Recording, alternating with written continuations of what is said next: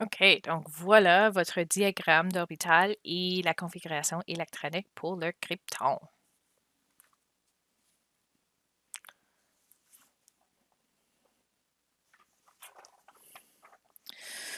Bon, alors ça termine la leçon pas mal pour ça. Il y a juste une dernière chose que je voulais revoir avec vous autres.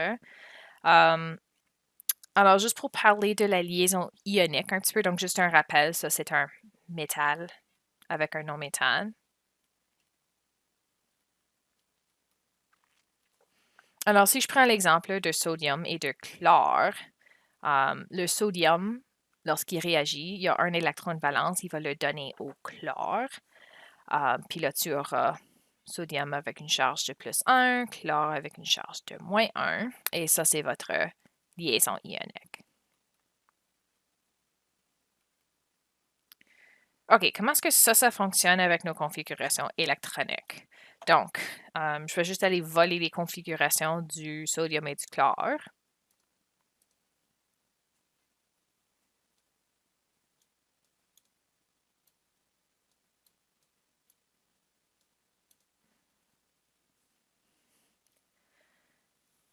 OK, donc j'ai tenté de les placer un à côté de l'autre. Puis là, ce que tu peux voir, c'est que pour le sodium, la couche 1 et 2 sont complètement remplies, donc les deux premiers niveaux d'énergie. Le troisième, tu as juste un électron de valence. C'est celui-là qui va être donné.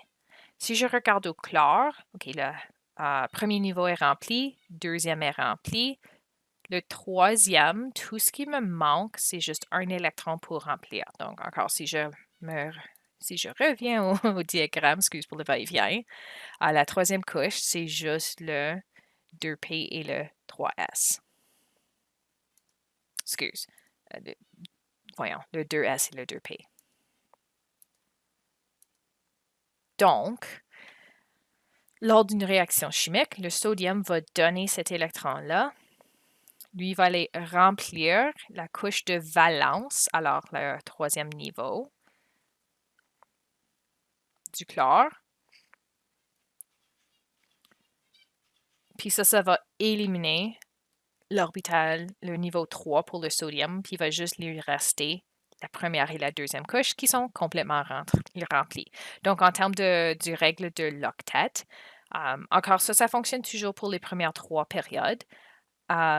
Puis c'est un peu comme ceci que les couches vont se remplir. Alors, au lieu de couches, maintenant on parle de niveau d'énergie. OK. Dernière petite chose que je voulais juste vous montrer pour faire un peu d'un lien, c'était l'arrangement du tableau périodique en lien avec ça. Donc, juste pour le montrer, ce que vous allez voir, si tu regardais à tous les éléments du tableau périodique et tu faisais toutes les configurations en existence, le tableau est actuellement organisé pas mal en blocs pour les orbitales. Donc, hydrogène, tu as le 1s, hélium aussi. C'est la seule exception parce que techniquement, hydrogène est un non-métal, mais juste placé là-bas parce qu'il a des propriétés similaires aux autres métaux ici. Puis là, période 2 avec lithium puis beryllium, ça c'est le 2s. Ensuite, tu as les éléments qui vont remplir la couche 2p. Ensuite, tu as 3s, 3p, 4s, etc. Les D commencent dans les métaux de transition. Alors, je pense que probablement dans vos autres cours, on a discuté toujours que les métaux de transition sont des exceptions. Alors, ben voilà.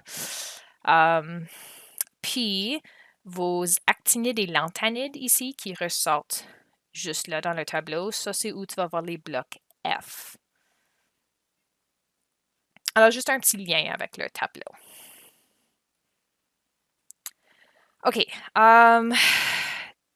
Juste deux exceptions. Donc, OK. Ce que vous allez voir, c'est que la configuration électronique va suivre exactement les règlements pour les premières trois périodes sans problème. Et pour plusieurs des éléments, comme tes métaux alcalins, alcalino-terreux, la plupart des non-métaux ici, mais comme on vient juste de discuter, les métaux de transition sont un peu spéciales. Un peu uniques. Alors, ceux-là sont des exceptions.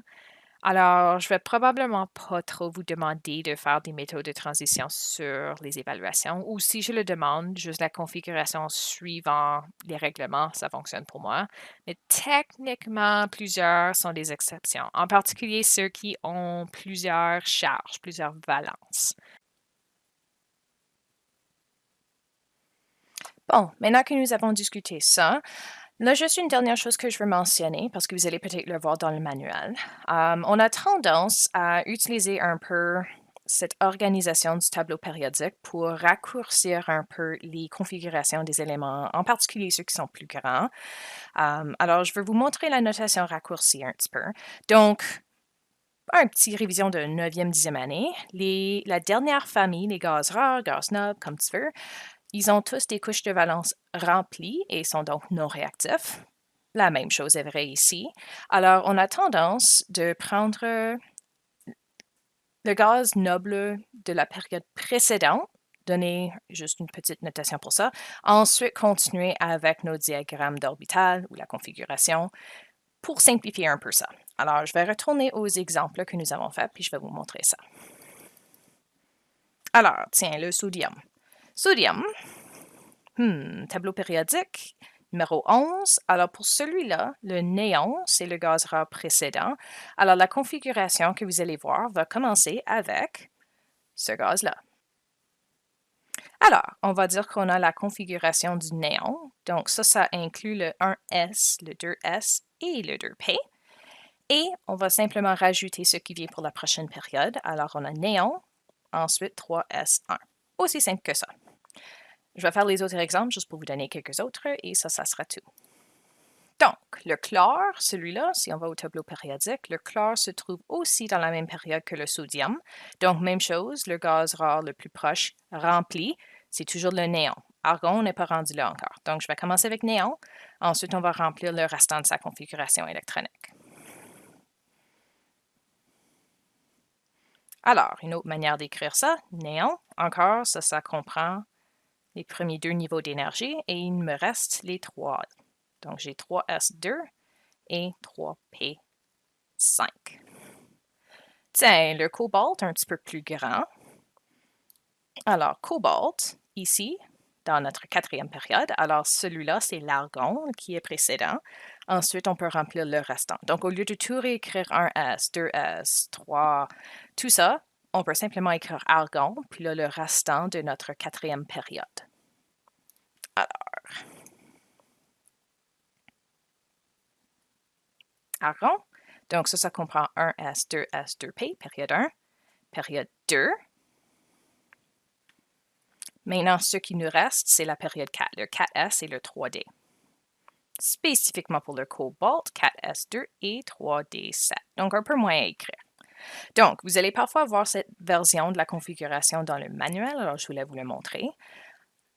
Sur une tâche, je ne vais pas vous demander nécessairement d'utiliser celui-ci, mais peut-être de l'interpréter. Si je vous demande de donner la configuration, le diagramme d'orbital, je vous laisse le choix entre lequel que vous voulez. La seule instance, c'est si je vous donne ça, de me dire ça sera quel élément. Bon, et ceci tout pour les configurations électroniques. À la prochaine!